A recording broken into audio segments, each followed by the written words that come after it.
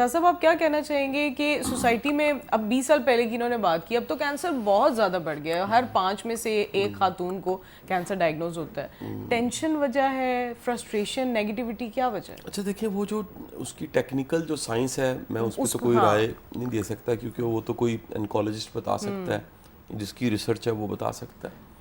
لیکن ہمارا life style جو ہے وہ نیچرل نہیں رہا، یہ ہمیں ماننا پڑے گا. میں چند دن پہلے کچھ میرے کہہ لیجئے میں گیسٹ تھا اور میرے ہوسٹ تھے جو انڈیا سے آئے ہوئے تھے، اور ہم لوگ دبئی میں ملے. اور ان کی جو ریسرچ ہے ساری کی ساری وہ باڈی ریوائول کی ہے، کہ جو کینسر کے پیشنٹ ہیں وہ ٹریٹمنٹ بھی لیں اور اس کے ساتھ وہ کہہ لیجئے سپلیمنٹ انہوں نے ایسے بنایا ہے انڈیا میں، جو وہ سپلیمنٹ لیں تو ان کی زندگی بہتر ہو سکتی. تو ان لوگوں نے مجھے بتایا کہ جو ہماری پنجاب کی پٹی ہے، بارڈر کے اس طرف، بارڈر کے اس طرف، یہ بہت زیادہ کینسر ہے. ایون انڈیا میں ایک ٹرین چلتی ہے، وہ ٹریٹمنٹ کے لیے بیسیکلی ایک شہر سے دوسرے شہر جانا ہوتا ہے، تو اس کا نام انہوں نے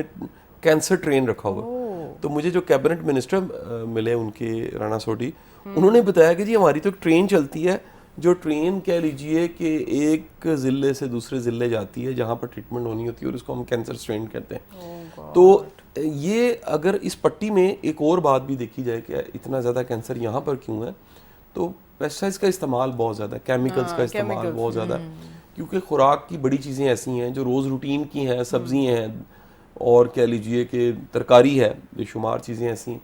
اور جب اتنا کیمیکل استعمال ہوتا ہے تو وہ کیمیکل ہمیں نہیں پتہ لگ رہا ہوتا، بعض دھونے سے بھی نہیں ختم ہوتے، بالکل نہیں ہوتا. یعنی باقاعدہ کسی نے بتایا کہ جو بھنڈی ہے اس کو اب دھوتے بھی ہیں تو اس کی اتنی باریک باریک اندر جگہیں ہوتی ہیں جس میں وہ کیمیکل کہیں نہ کہیں پڑا رہ جاتا ہے، دھونے کے باوجود وہ ڈی ٹاکسیفائی نہیں ہوتا، اور اس وجہ سے وہ کہیں نہ کہیں باڈی میں جاتا ہے اور باڈی میں جا کے اس طرح کے مسائل پیدا کرتا ہے. لیکن ایک پوری ایک تھیوری ہے جس پہ دنیا میں بڑی بات ہوئی ہے اور ابھی بھی بات ہوتی ہے،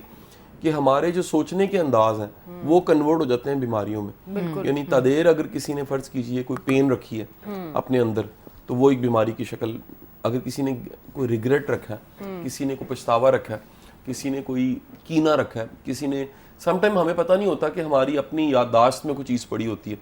اور وہ کہیں ایک سلیپنگ وائرس کی شکل ہوتی ہے، یعنی اندر خاموش وہ وائرس پڑا ہوتا ہے تھاٹ وائرس کی شکل میں، اور ہمیں وہ ناک کرتے کرتے کرتے کرتے کہیں نہ کہیں وہ ڈیمیج کرنے لگ پڑتا ہے. کیونکہ جو باڈی ہے اس کے پیچھے جو انرجی ہے، وہ انرجی جو ہے وہ مائنڈ میں بھی ہے،